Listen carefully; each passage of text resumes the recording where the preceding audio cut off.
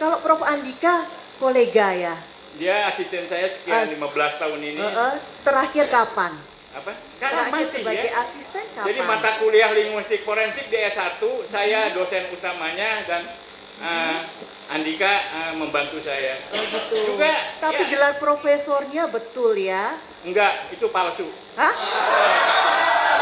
Iya, palsu. Waduh, periksa.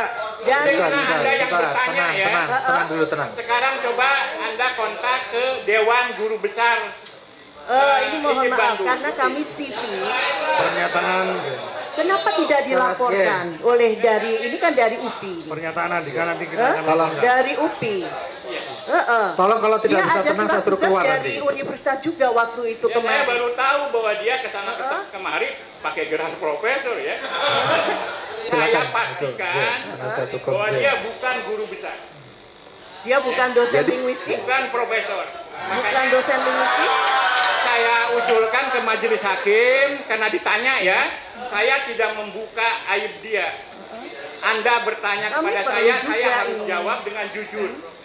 Makanya saya usulkan kepada supaya kesaksiannya dicabut, ya dibatalkan demi hukum. Karena dia sudah memasukkan mohon maaf. saya bisa tunjukkan yang asli kalau mengatakan palsu. Apakah ada sebentar yang saya tanya ijazah Prof. Andika, apakah Tunjukkan. saudara ada ijazahnya Prof. Andika? Tidak ada ijazahnya.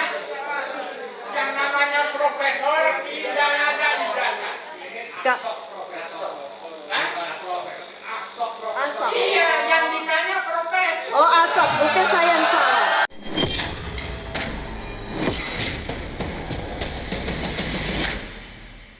Terima kasih. Assalamualaikum, Prof. Aceh. Biar saya agak rendah, biar suasananya agak rendah juga. Terima kasih tadi uraian dari Prof. Aceh.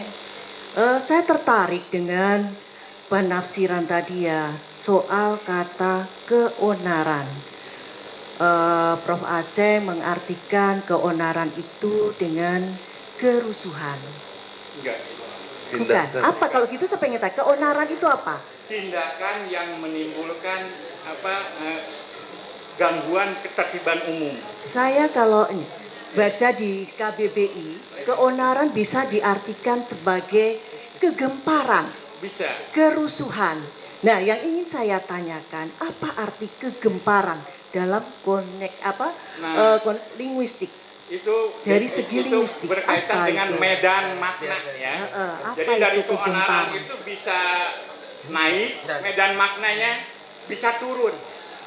Kalau turun tuh ribut, keributan. Ya. Kalau dari keonaran agak naik kualitasnya jadi kerusuhan, tapi tidak berbanding lurus ya. Gitu, kegemparan bisa jadi lebih tinggi lagi. Makanya sistem membuat kamus itu mencari kata-kata yang satu medan makna yang berdekatan. Jadi ada Kalau beberapa ada ya. yang sinonim, kalau ada gitu ya. Jadi ada beberapa ya bisa Ada beberapa diartikan menuju ke keonaran sana, itu ya. gitu ya. Tapi tidak ada kegelisahan. Keresahan. Di situ Keresahan tidak. adakah keresahan? Keresahan tapi nggak ada kegelisahan. Resah itu Resah fisik. ya, resah. Iya. Karena ini saya juga mengutip ini dari pendapat dari akademisi dari Fakultas Hukum UI. Dia mengartikan keonaran itu dari bahasa dari kamus bahasa Belanda karena KUHP kita kan pakai Belanda. Jadi dia mengartikan sebagai unrustverwekken yang artinya mengakibatkan keresahan atau kegelisahan di dalam masyarakat. Ini kalau dari ahli hukum Fakultas Hukum UI dia berpendapat keonaran itu sebagai keresahan atau kegelisahan. Mungkin Bagaimana? rujukannya berbeda. Ini karena dia mengartikan KUHP. Yang jelas kalau menyangkut kata-kata rujukannya itu pertama itu secara itu KBBI. Formal ya. Dari situ baru ke konteks.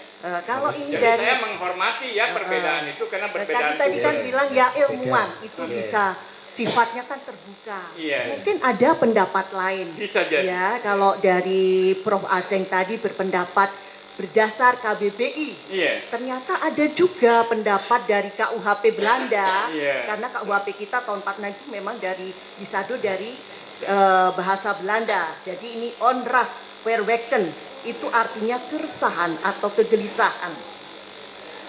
Ini kami ungkap ini karena kemarin juga Prof. Andika bilang ada keresahan, mengartikan keonaran itu sebagai keresahan. Ya, kalau ada keresahan artinya harus bisa menunjukkan secara fisika apa yang terjadi. Berarti kan ada pendapat yang berbeda ya, Iya. Prof ya. Tadi bilang kalau Prof Andika kolega ya. Dia asisten saya sekian 15 tahun ini. Terakhir kapan? Apa? Sekarang Terakhir masih sebagai ya. asisten kapan? Jadi mata kuliah linguistik forensik di S1, saya dosen utamanya dan Andika membantu saya. Oh gitu. Juga, Tapi ya. gelar profesornya betul ya? Enggak, itu palsu. Hah? Iya, palsu. Waduh, periksa. Dari Bentar, Anda yang bertanya ya. Tenang dulu, tenang. Sekarang coba Anda kontak ke Dewan Guru Besar. ini mohon Ikip maaf Bandung. karena kami sipil. Pernyataan Kenapa tidak dilaporkan oleh ini kan dari UPI? pernyataan Andika nanti kita akan tolong. Dari UPI. Tolong kalau tidak Dia bisa ada tenang saya surat suruh tugas keluar dari nanti. universitas juga waktu itu Ya, saya kemarin. baru tahu bahwa dia kesana kemari pakai gelar profesor ya. Jadi lihat aja di jadwal, saya buka jadwal. Kalau ini kan dia sebagai ini ya, jabatan sebagai Kepala Pusat Studi dan Pengembangan Iptek, Haki dan Publikasi Lembaga Penelitian Pengabdian kepada Masyarakat Universitas Pendidikan Indonesia. Saya tidak tahu itu. Soal jabatan saya tidak tahu. Oke, itu nanti Tidak jabatan. terserah itu Saya silakan. pastikan Ada satu bahwa komplain. dia bukan guru besar, Dia bukan dosen Jadi- linguistik, bukan profesor. bukan Makanya dosen linguistik. saya usulkan ke majelis hakim karena ditanya ya, saya tidak membuka aib dia. Anda bertanya Kami kepada perlu saya juga harus ini. jawab dengan jujur. Makanya saya usulkan kepada supaya kesaksiannya dicabut, ya dibatalkan demi hukum, karena dia sudah Karena memasukkan mohon maaf, mohon Mulia, maaf yang mulia tuh. untuk mengatakan Panitra, itu catat. palsu dan Oke, tidak oke, juga akan perlu dicatat. ada. Andika tuh. Kadangnya Ya, tadi kan dicabut bilang akan. harus ada Oke. apple to apple. Oke. Gitu. Saya bisa tunjukkan yang asli kalau mengatakan palsu. Apakah ada sebentar yang saya tanya ijazah Prof Andika, apakah Tunjukkan. saudara ada ijazahnya Prof Andika? Tidak ada ijazahnya. Yang namanya profesor tidak ada ijazah. Kak, Hah? Asok. Iya, yang ditanya profesor. Oh Asok, mungkin saya yang salah. Asok, Tolong tenang, profesor. penonton. Saya yang salah. Hei, Tapi tolong dia ya. dosen. Oh ya, Asok profesor, mungkin saya yang salah. Tapi dia kolega, mohon maaf. oke. Saya rasa Bentar. pertanyaannya diganti Dia yang lain aja, Bu. kolega Ya. juga di dosen itu ya. Oh gitu.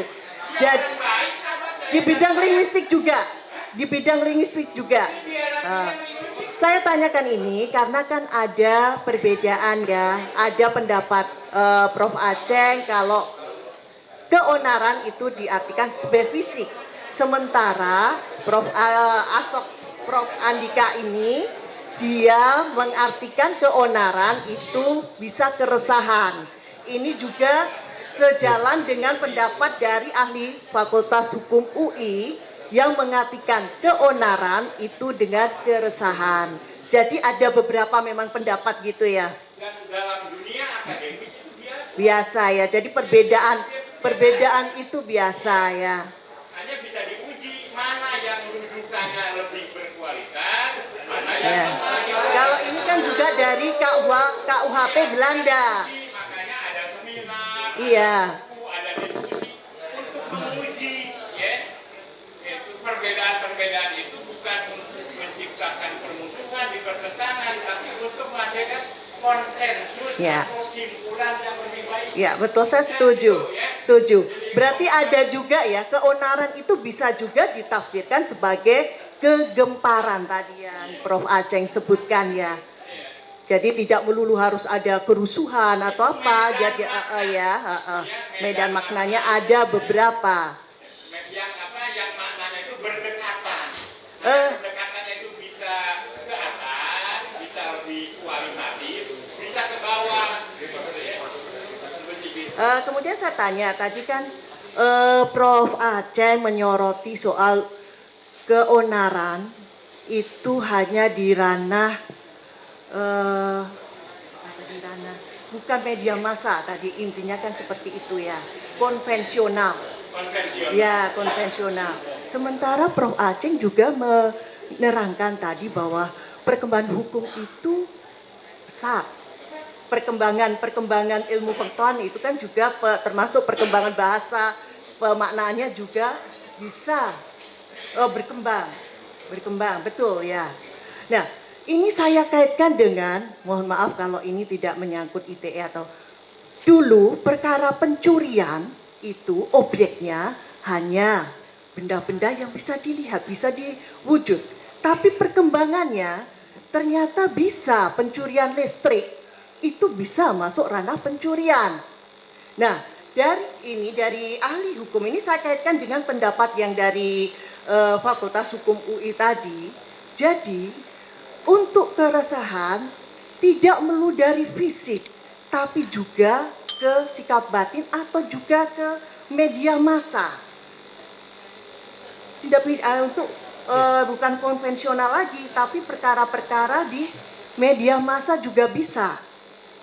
Bukti empirik, ini ilmu ya, masalah akademik. Bukti empirik penggunaan onar dan keonaran hanya didapat ya di media konvensional, di koran dan di majalah.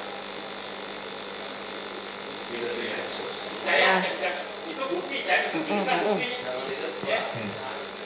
Oke, itu ya. Ya. Jadi ini saya bacakan ya, ini Yang pendapat ya, ini pendapat ya Prof ya. Jadi dari ya, kita kan saling sharing pendapat ya. Oke. Keonaran yang timbul dalam masyarakat tidak hanya dapat ditandai dengan perbuatan masyarakat secara fisik, seperti kekerasan terhadap barang atau orang, dan perbuatan fisik lain, melainkan juga perbuatan masyarakat secara non-fisik, seperti di media sosial.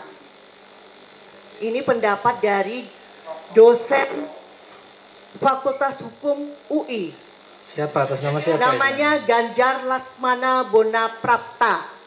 Yang ditanyakan ke ahli apa yang ditanyakan? Pendapat ahli. Pendapat ahli, jadi kalau tadi Oh, Prof. iya. Aceh bilang tidak Berbeda, bisa hanya berarti berbeda. konvensional, Berarti ahli berbeda ternyata pendapatnya. Ini juga ada, Iya. bisa ke media massa. Iya. Jadi ada perbedaan. Izin yang mulia. Oke, berarti berbeda, nggak apa-apa. Izin yang mulia. Oke. Oke. Mohon jika itu pendapat ahli agar dalam persidangan ini tidak ada framing, harus dari ahli yang dihadirkan. Bisa jadi apa yang dikonfirmasi Saya ketika ingin dihadirkan mengetahui beda. pendapat dari Prof. Aceh Karena- kalau ada pendapat yang berbeda. Nah, karena itu pendapat yang berbeda harus dihadirkan kalau memang ada. Kalau tidak jangan, karena kita fakta persidangan, bukan beropini dan memframing sebuah Perasaan yang kemarin persidangan. ahli-ahli kami Cukup, dari cukup, ahli cukup, agama diskusinya juga cukup. Ya, dibandingkan perdebatannya dengan cukup. ahli lain yang tidak hadir Oke. di sini. Oke. Dihadirkan saja yang mulia, Sudah. kami siap. Kami kemarin yang ahli agama disanggah dengan ahli lain yang tidak ada hadir. Saudara di sini tidak juga. mengklarifikasi itu ya berarti saudara menerima, kami tidak menerima sekarang. Bagaimana pendapat Sudah, ahli? saya rasa cukup. Prof. Aceh. Saya tanya ke Prof. Sudah cukup, Aceh. saya rasa cukup. Oke, intinya gini aja. Ahli tadi tidak sependapat dengan apa yang saudara sampaikan, gitu aja. Oke, ahli tadi kan tidak sependapat berarti, Pak saudara ahli, saudara ahli tadi tidak sependapat dengan Bu Jaksa tadi mengenai itu, berbeda boleh, ahli kan hanya, Pendapatnya ahli pidana tidak disertai dengan bukti empirik. udah cukup, seharusnya. Intinya tidak, intinya. Sementara teori yang berbasis bukti ya biasanya lebih kuat. Saya tunjukkan buktinya ya. Saya googling, browsing ya penggunaan kata onar dan keok karena siapa saja pemakainya di mana dan sebagainya. Di ruang virtual nggak ada yang pakai. Sementara yang nambah bahasa itu ya itu kan kelaziman konvensi gitu ya. Jadi silakan saja berteori, apalagi sudut pandangnya beda. Dia ahli pidana, saya ahli Beda, Jadi potensial Salah cukup ahli, yang jelas pasti berbeda pendapat ahli pidana dengan ahli besar. Cukup. Apalagi, Apa lagi? Oke.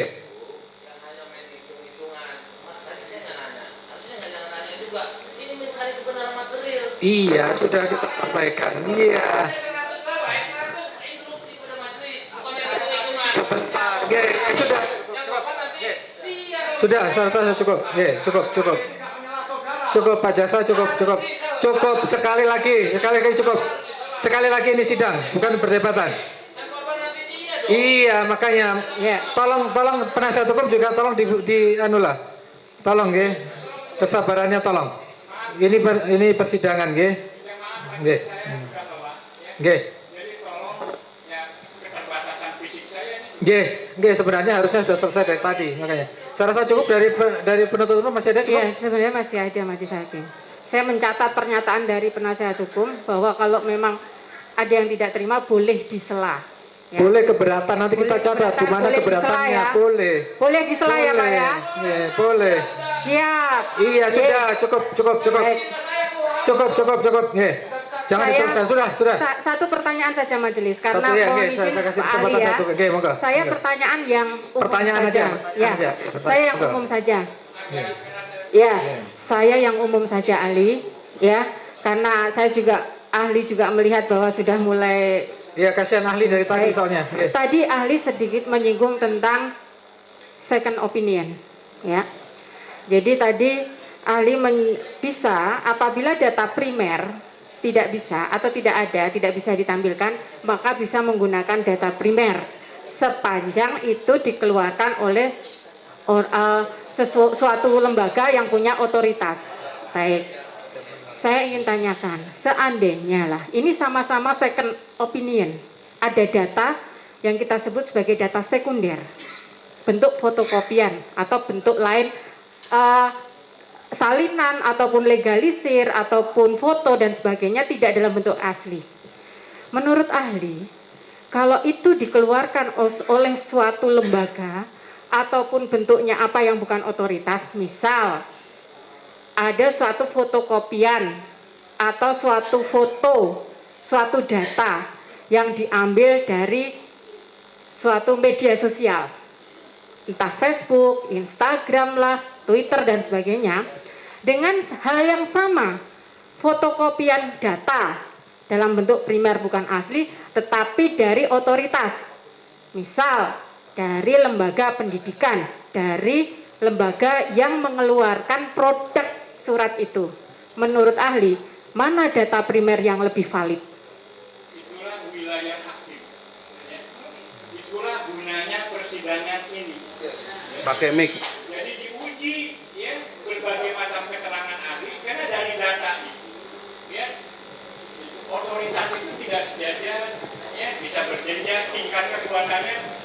tingkat kekuatannya bisa berbeda-beda dan Pak Hakim akan memberikan penilaian terhadap berbagai macam itu sejauh mana itu secara SOP kehukuman mana yang lebih kuat dan bukan saya. Karena apa?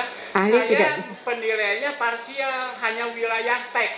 Makanya ketika wilayah warna saya gagap. Bukan warna, produk. Apa? Sama-sama hasil fotokopi, tetapi didapat bukan dari lembaga yang mengeluarkan, dengan didapat dari lembaga yang mengeluarkan. Menurut ahli, mana yang lebih punya otoritas? Linguistik forensik tidak menyediakan metodologi untuk itu. Oh, berarti bukan Karena wilayah ahli. Yang Kan. memerlukan data-data yang melampaui batas-batas teks, ya. Bukan wilayah Sebatas ahli. teks, saya Iya. bisa memberikan kontribusi seperti sekarang yang mulia. Nggih. Tapi itu Berarti hanya ini sebagai di luar wilayah. dipadukan Iya. dengan bahan-bahan lain. Seperti gitu ya Nggih. ininya. Intinya di luar wilayah. Saya nanti di luar wilayah ahli. Ya, Bukan ahli wewenang menyerahkan ahli. ke hakim Bukan ya. wewenang ahli. Baik. Nggih. Baik, majelis Cukup, hakim. ya. Yang mulia, Nggih, ini cukup. karena berkaitan dengan materi yang saya sampaikan. Kalau tidak ada yang primer, apakah yang sekunder boleh? Itu dijawab tadi memang boleh. Tapi pertanyaannya, kemana yang primernya? Yang primernya mana? Sekarang saya tanya dengan hormat jaksa, ibu Nanti jaksa, perdebatan kalian lagi. punya nggak ijazah aslinya Jokowi? Sudah ada perdebatan lagi nanti. Nah, bukan perdebatan, ini kan alat bukti. Ya iya itu Ini sudah tugas, itu menjadi tugas penuntut umum nanti itu membuktikan. Iya. Iya. Iya memang iya. Iya. Berarti kenapa pakai yang sekunder? Ahli sudah Cukup. mengatakan itu menjadi kewenangan hakim. Jadi biarlah hakim yang menilai. Sudah, saya sudah cukup, sudah, Oke, sudah karena ada itu perdebatan kewenangan lagi di sini. hakim. Sudah cukup. Iya. Menjadi aneh kalau hakim menetapkan tidak ada asli kemudian ada asli, itu yang nggak benar. Itu yang harus kita waspadai, ya. Oleh karena itu dalam konteks ini nih, saya minta saudara jaksa, Anda tadi nyalain saksi dari kita, salah. Itu bukan kewenangan Anda nyebut dia orang salah. Sebentar, saya cukup, saya sini, enggak usah Bukan. diteruskan lagi. Saya minta Oke. dicabut. Kalau Enggak. katakan Anda salah, tidak pernah datangkan ijazah asli. Enggak. Saya rasa ini perdebatan ini saya akhiri, nggih. Saya cukup. Ada pertanyaan dari majelis mungkin sekali terakhir, nggih. Nggih. Kasihan saksi sudah ahli sudah dari tadi soalnya. Silakan. Terima kasih Yang Mulia Ketua Majelis. Saksi masih bisa? Ya, Ya, bolehlah satu- beberapa sekali lagi, pertanyaan satu dua lagi. Saya umum aja pertanyaannya. Iya, iya. Iya. Secara umum ya. Jadi dalam tataran linguistik kan berkaitan dengan linguistik forensik. Iya. Jelas. Nah, itu tataran-tataran itu kira-kira linguistiknya apa saja? Dari mulai fonologi, ya, tata bunyi, ya, dan tata bunyi juga dibagi dua, ada yang fonetik, ada yang fonemik, ya. Naik ke morfologi, tata kata, bagaimana hubungan antar kata, pembentukan kata. Naik ke sintaksis, bagaimana kalimat dibentuk, hubungan antara satu sama lain. Naik ke semantik, maknanya, bagaimana naik ke pragmatik, bagaimana penggunaannya. Naik ke semiotik, hubungan antara yang dibahasakan dengan tanda-tanda tadi, benda-benda. Dan puncaknya adalah analisis wacana kritis, ya. Gitu. Sejauh mana semua tahapan analisis itu sampai kepada sebuah simpulan bahwa tutur kata itu, penggunaan bahasa itu berdampak hukum, dicari rujukan pasalnya. Terima Seperti kasih. begitu. Itu yang saya perlukan untuk Iya, iya. majelis hakim. Jadi ada tahapan-tahapannya yang mulia. Tahapan, Ya. nggih. Kemudian fungsi untuk mengidentifikasi. Bukti apa? Nah, fungsinya untuk kan identifikasi penutur dan pitutur. Ya. Nah, itu yang sebagai menjadikan dasar, berdasarkan apa itu? Untuk Nah. mengidentifikasi itu. Jadi ketika ada data bahasa yang potensial berdampak hukum, harus memenuhi 4 sampai 5 unsur. Ada petuturnya. Ada yang berbahasa baik lisan maupun tulis. Harus bisa diidentifikasi, ya. Kalau tidak, melalui data bahasa yang ditinggalkan, kita cari ciri-ciri orangnya. Biasanya dalam kasus kriminal, pembunuhan dan sebagainya. Jadi si petutur, si produsen bahasa itu harus dikenali dulu siapa dia. Yang saya maksud berdasarkan apa untuk menentukan pitutur dan pinutur itu? Ya berdasarkan ciri-ciri kebahasaannya. Untuk gaya bicara bisa nggak? Gaya bicaranya, intonasinya. Intonasinya bisa, ya? Ini Solo nih, Solonya juga ini ke arah mana itu bisa. Karena ada Jadi- penelitian-penelitian yang memetakan dialek. Jadi Ya. gaya bicara itu sendiri kan dinilai daripada si penilai, Iya. ya. Nah, itu cara untuk biar kriteria itu tidak saling kayak debat itu tadi tentu ada kriterianya Itu dong. ada aplikasi sekarang itu yang namanya PREP, ya. Jadi aplikasi itu bisa menentukan kemana intonasi arahnya seseorang, tekanannya berapa.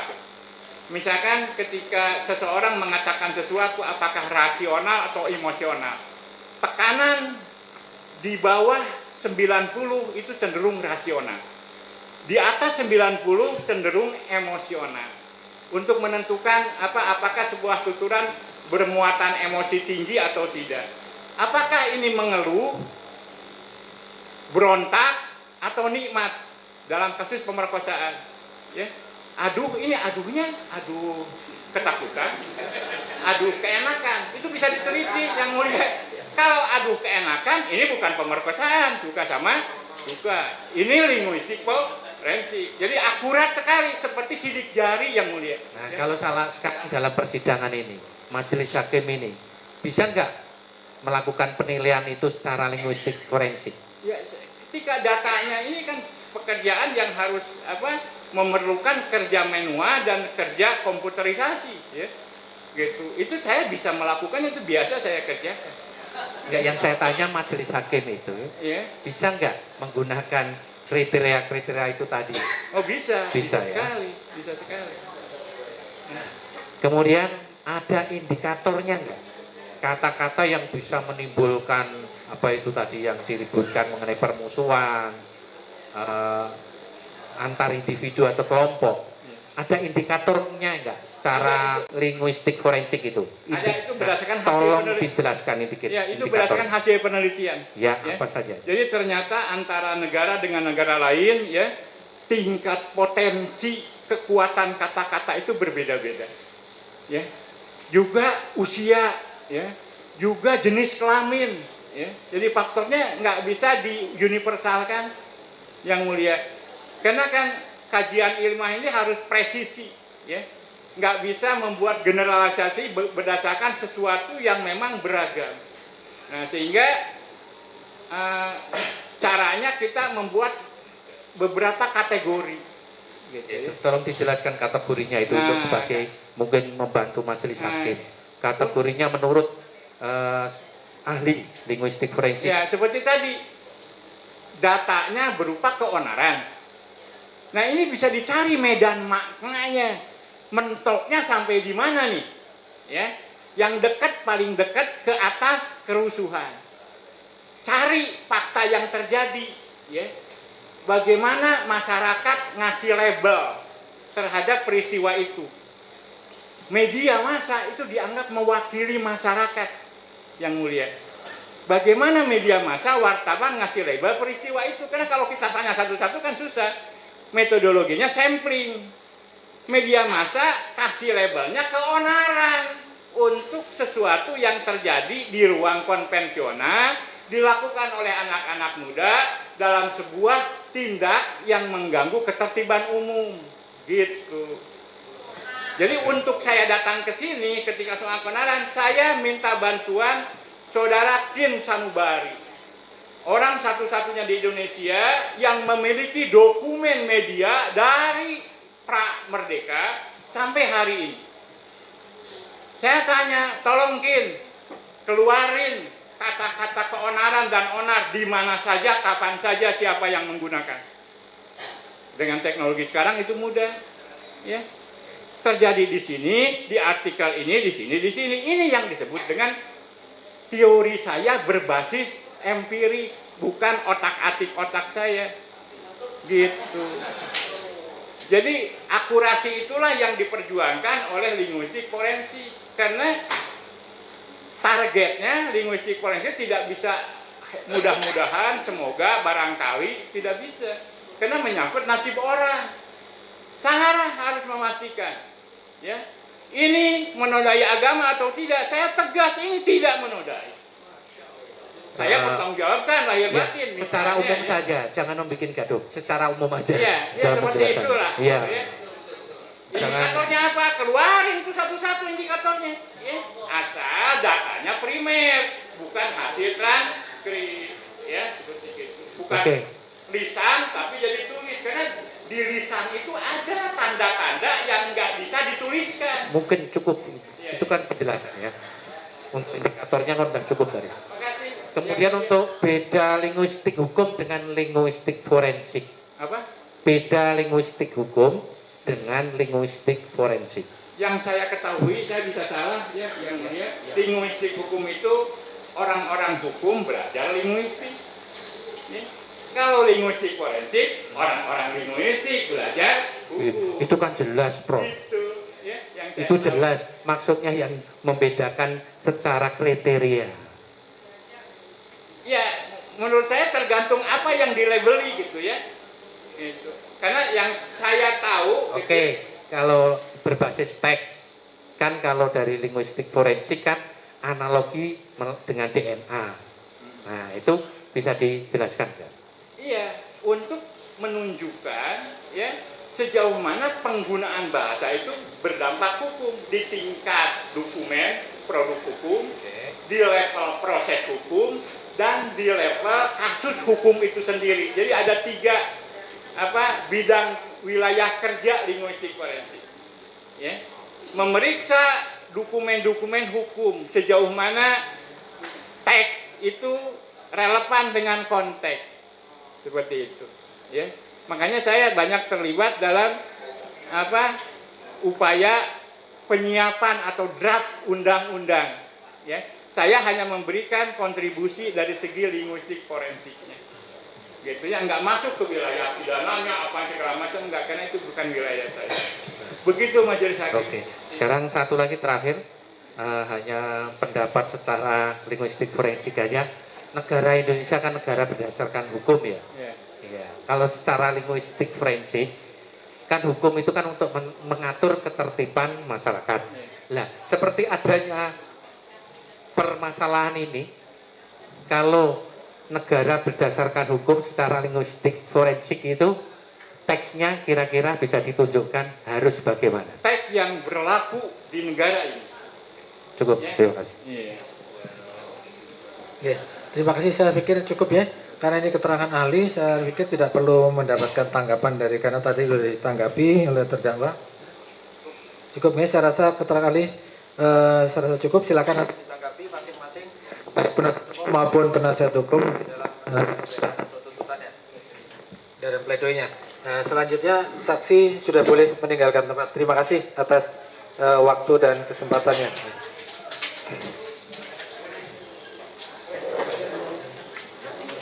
Saya ingin salaman boleh? Oh, iya. Makasih. Iya.